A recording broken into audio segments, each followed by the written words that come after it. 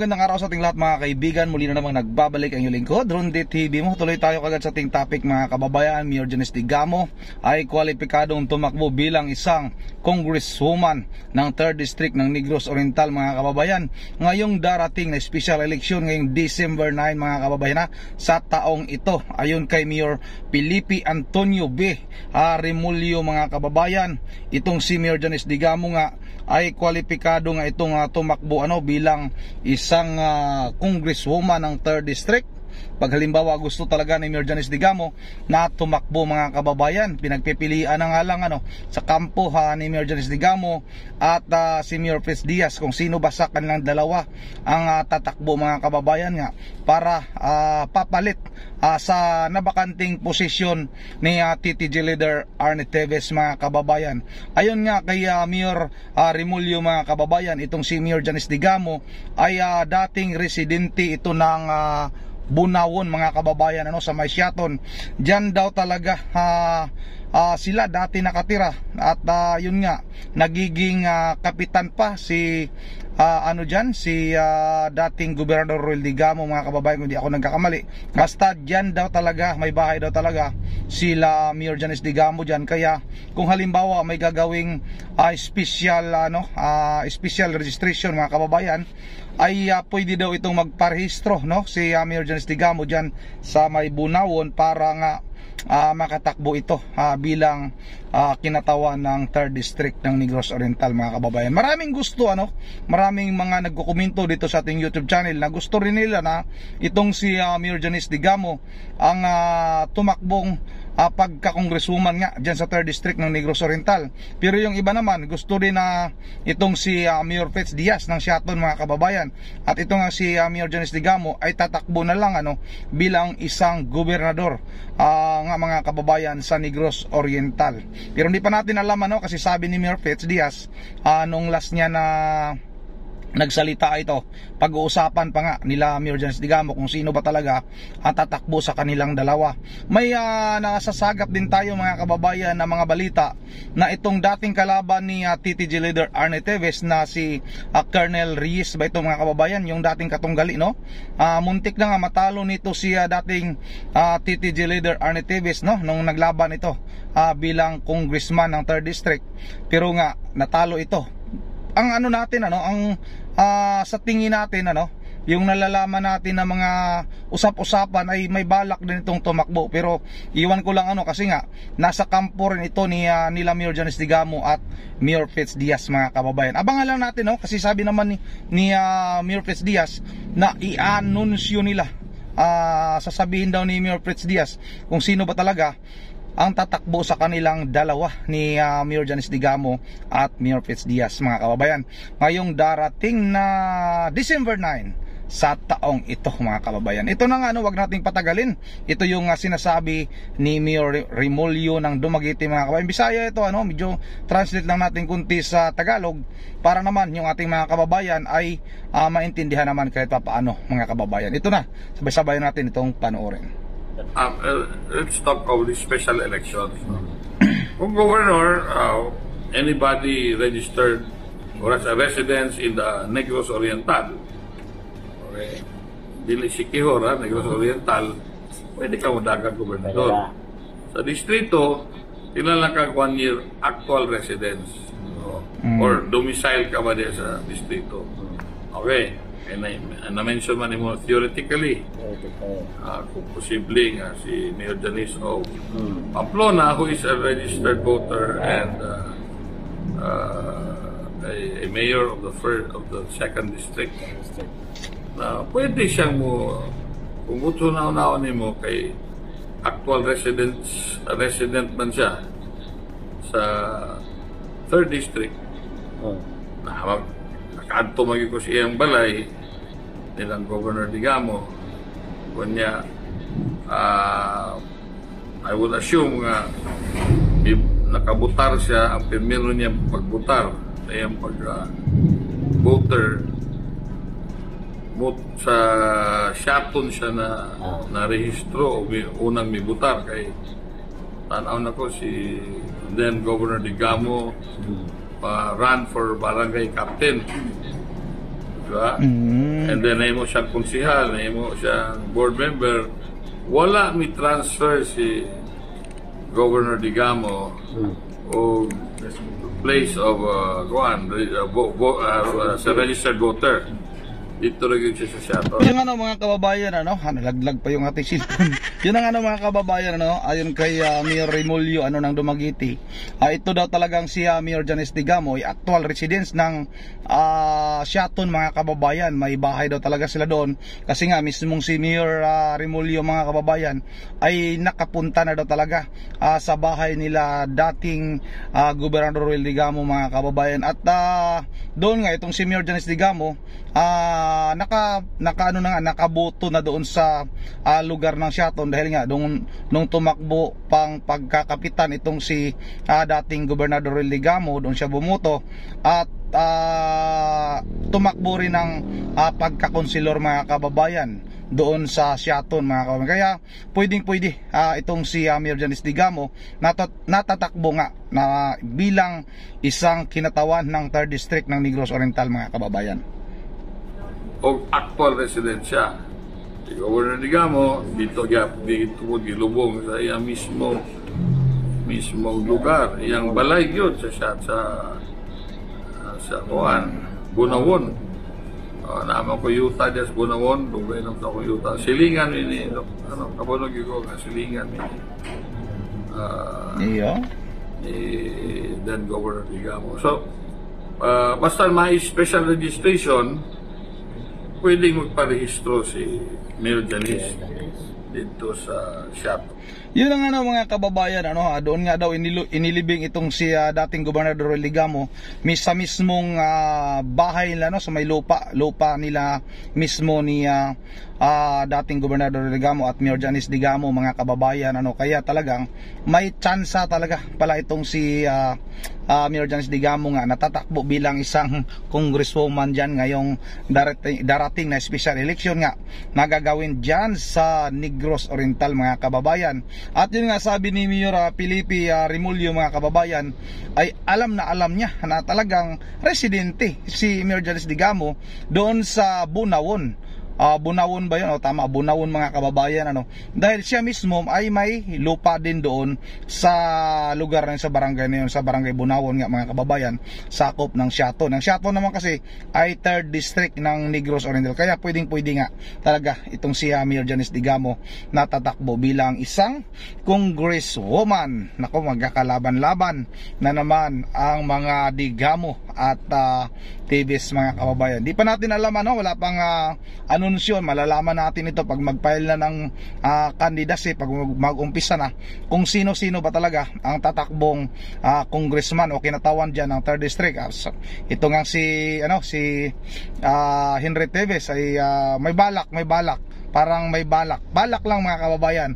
Ang tanong ng ating mga kababayan, nagbabalak ka kung iboboto ka pa ba? Pupunta nga daw ito sa Boulevard itong si Henry Teves ay wala nang lumalapit mga kababayan. Ibig sabihin takot na yung mga tao sa kanila, imbis na nakakahinga na sila ng maluwag. Kasi nga mga kababayan, pag binanggit mo daw yung pangalang Tibes, yung apelyong Tibes dyan sa Negros Oriental, kailangan pabulong mong sasabihin, lalo na dyan sa 3rd District ng Negros Oriental. Dahil nga pag naririnig ka na minamaritis mo ang apelyong Tibes, nako, yari ka. Yun ang mga kababayan, abangan na lang natin itong sinabi ni Mayor Felipe Remulyo mga kababayan, kung itong si Mayor Janice Digamo nga ay tatakbo ba ang pagka-congresswoman sa 3rd District ng Negros Oriental o tatakbong gobernador. Kahit saan naman siguro mga kababayan, mas maganda nga siguro kung talagang magiging gobernador itong si Mayor Janice, tapos nga si Mayor Fitz magiging congressman ng 3rd District. Pero nga may chance nga na itong si Mayor Janice Digamo ay tatakbong congresswoman ng 3rd District para naman makakaganti talaga siya kay Arnie Teves mga kababayan sa pagpapatay sa kanyang asawa. Makikita ni Arnie Teves na na agaw na tuloy yung aking posisyon dyan sa 3rd District dahil sa ginawa kong kademonyuhan. Yun ang mga kababayan, hanggang dito na lang muna at bago tayo magtatapos, wala tayong upload kahapon mga kababayan hindi talaga nahabol sa oras natin, talaga napaka-busy natin ngayon sa probinsya mga kababayan laging may lakad ano. At ito nga, may lakad na naman tayo. Yun na nga, tagal lumabas no ang ating isa shoutout. Sana lumabas ka kasi para makapag-shoutout naman. Yun ang ano, shoutout kay Porferio Lames, shoutout. It has been said that the fault of the father cannot be thrown to his children vis-a-vis. So it's not right to campaign not to vote any Teves candidate. Likewise, that in spite the background of Marcos, I still people vote in their favor, just saying. Depende rin naman kasi ano, kung nakikita naman ng karamihan ng ating mga kababayan na maganda naman kahit may mga chismis. Kung maganda naman yung pamamalakad, wala namang katulad kay sa mga TVs na talagang napakarami naman. Totoo naman na maraming pumupunta sa Senado na nagreklamo talaga na may pinapatay dito, may pinapatay doon, inaagawan ng lupa, mga inagarwiyado. Yun, doon tayo magbabase. Shout out na rin kay Amina Ignacio. God bless sa Ronde TV mo. Maraming salamat sa iyo, Ma'am Amina Ignacio. Joseph Lee, hindi mapauwi ng gobyerno. Napakahina naman yata ng Philippine government. Yun na nga ano, hindi lumabas. Hindi rin mahuli pero pinpointed nasa Timor-Leste. Yun na nga ano, alam na ng gobyerno nasa Timor-Leste. Ay dapat gumawa ng hakbang para mas mapabilis naman. Para naman talagang hahanga kami sa inyo, di ba? Hindi naman sa wala kaming believe ano, pero mas maganda talaga makikita natin. Shout out na rin kay Marlene Levaton. Shout out laban lang idol, basta nasa tama tong pinaglaban. Keep safe lagi si Ronde TV. So maraming salamat sa iyo Marlene Levaton. Shout out na rin kay Scout Ranger idol shout out. Sa madaling salita, hati-hati ang hiya sa apat katao, kaya hindi lang si Arnie. Sagal lumabas si Arnie Calvo ang mahiya. O nga, kasi apat pala sila dyan ngayon sa Timor-Leste no, na talagang mayroon ng mga tracker team na pumunta dyan ngayon ng ating pamahalaan. Iba't ibang ano na yan, iba't ibang ahensya ng ating pamahalaan, tulong-tulong talaga para itong si Arnie Teves ay talagang mapauwi sa ating bansa at mapanagot o mapagbayaran niya yung kanyang mga ginagawang kasalanan. Shoutout kay Robert Tawadan ng ng El Nido, Palawan. Sir Ronde, kailan kaya maaresto ang kapatid ng TTG leader na si Arnie Teves? Saan na ba yun? Ay sorry ulitin natin. Galing kay Robert Tawadan. Sir Ronde, kailan kaya maaresto ang kapatid ng TTG leader na si Abu Sayyaf Henry Teves? 100% nakasabwat yan sa pagpatay kay dating gobernador Ruel Digamo no. Thank you po Sir Ronde. Ingat po palagi. God bless. God bless din sa inyo Robert Tawadan at sa iyong pamilya dyan. Maraming hindi pa natin alam po talaga kung pag halimbawa maakit naman daw sa korte itong maaprubahan na sa korte itong pagka-terorista nitong si Arnie Teves, si Henry Teves, ay pwede na itong aarestuhin kahit walang warrant of arrest. Yung approval na lang ng korte ang hinintay Shoutout na rin kay Evelyn Guyal. Si Ronde TV mo, paliit ang mundo ng expelled TTG Teves. Mayroon mayroon na siyang lahat na name expelled TTG, now warrant naman. Good luck sa inyo. Thanks Ronde TV. God bless. Maraming salamat sa ating mga viewers maraming salamat sa iyo Evelyn Guyal. Alice Ramirez, shout out. Magandang hapon po sir, masaya ako. Malapit na mahuli ang kriminal sa Negros Oriental. Isama na ipakulong ang attorney dahil yan ang kakampi ni Teves na nang angkin ng lupa si Teves. Yun nga talaga naman, talagang kakampi pa noon pa itong abogado na ito. Ruel Batica, shout out. TTG versus Grits, yun ang updates to. Lemuel, pagkaliwagan, hahaha, lagot ka ngayon, sabi ni Limuel. Shout out kay Barcelona Tiranya Sain. Kung talino ang pag-usapan Remulla versus Teves, idol,